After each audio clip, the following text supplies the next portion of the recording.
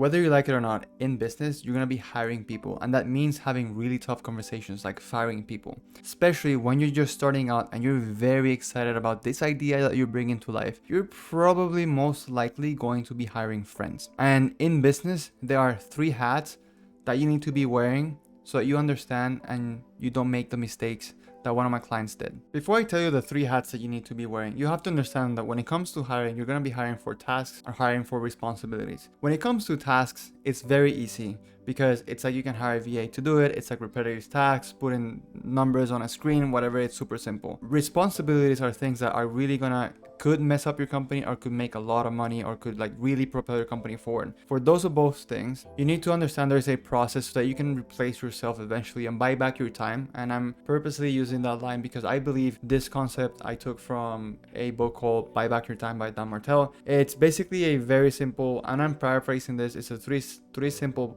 process. Whenever you're hiring for tasks and whenever you're hiring for responsibilities, the first thing that you need to understand is that hopefully you've done the tasks, you've done the responsibilities yourself, so you understand what needs to happen. If you're not a good coder and you're hiring a coding person, that coding person can BS the way around and like things can get ugly. Ideally, you have some knowledge in the things that you're hiring for and you've done them before in your company. Especially if you're starting out, you're lean, you're not making more than $50K a month.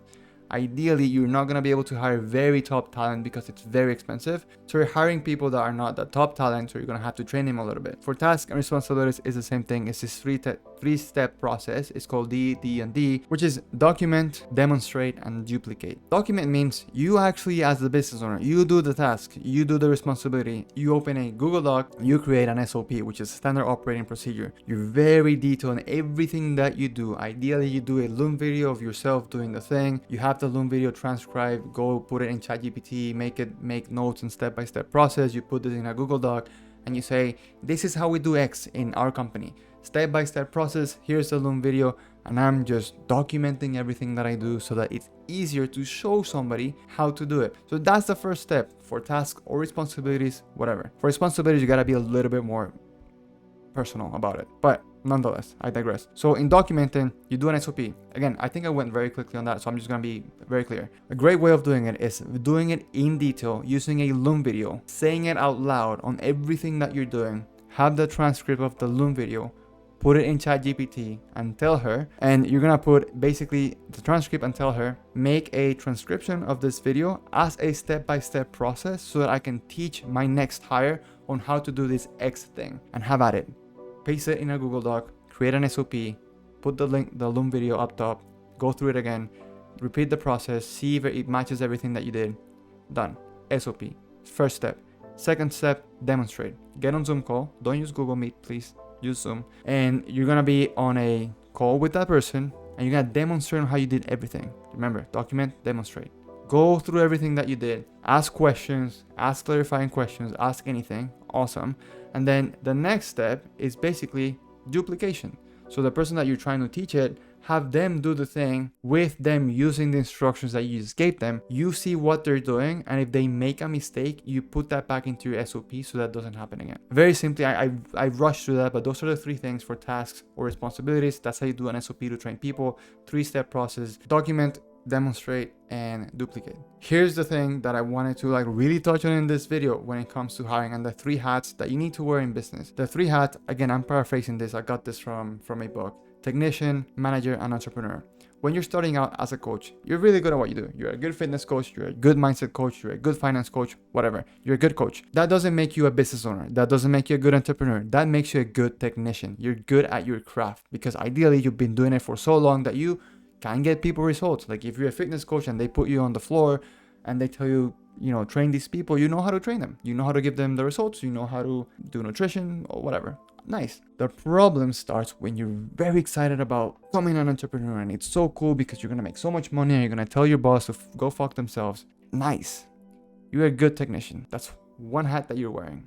The other 2 hats that you need to be wearing is entrepreneur and the manager. The manager is that person that really understands who to hire, how to train them. I just taught you how to do that.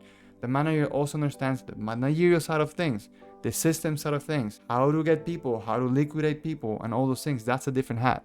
The reason I'm telling you this is because if you're just kind of starting out, or even if you're in that $50,000 mark a month, you need to understand you have to hire based on the skills that they have. You don't want to hire a buddy of yours that is also a good technician, because now you have two good technicians in the business, and now you have two hats that none of y'all have that you need to grow the business. So when you're starting out, you need to hire people based on skill set that they can do something that you cannot do.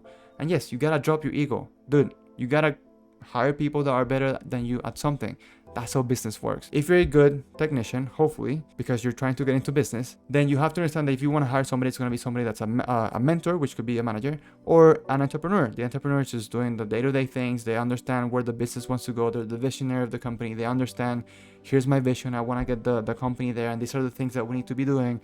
And I know I need to create a calendar link, and I need to book people in, and all these things. And the manager is just like, yeah, I like that. Here's the automations that we need to do. And when people do this, if they have this objection on the form or whatever, we need to do this, and I need to write the form. Those are all things that come together, and it's really 3 different hats that you need to be wearing.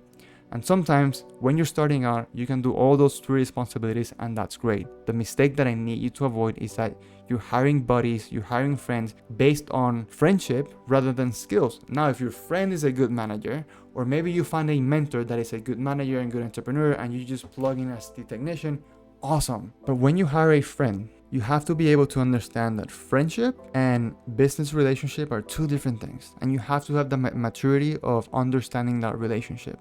You gotta put your friend hat on and your business hat on, or whatever. So again, when it comes to hiring, you have to wear 3 hats. And when you're hiring, ideally you hire somebody that can do something better than you and something that you're not really good at, or at least something that can replace you while you do something else in the business.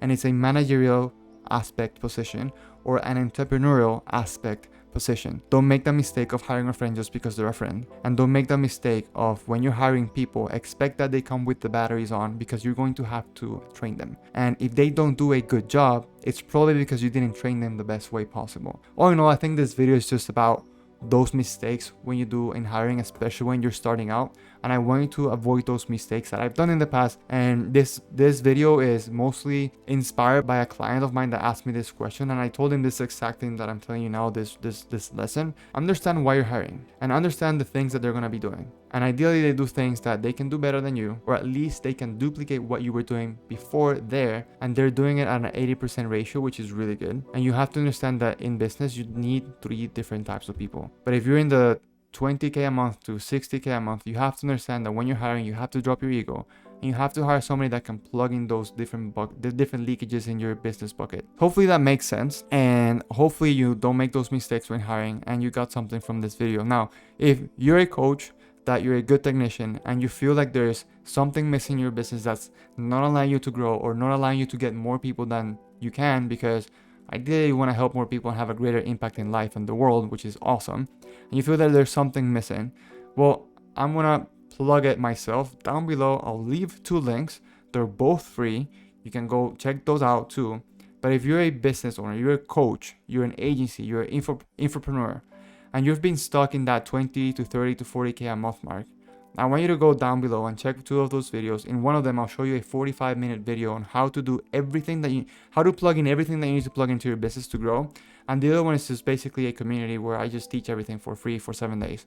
So go ahead, check those out. And hey, ideally, if you're a good fit and you feel like you need somebody there to tell you exactly what to do, maybe we can work together, because I can help you if you're good at what you do and you're not a horrible person. All right, so for now, please don't make those mistakes, and I'll see you in the next one.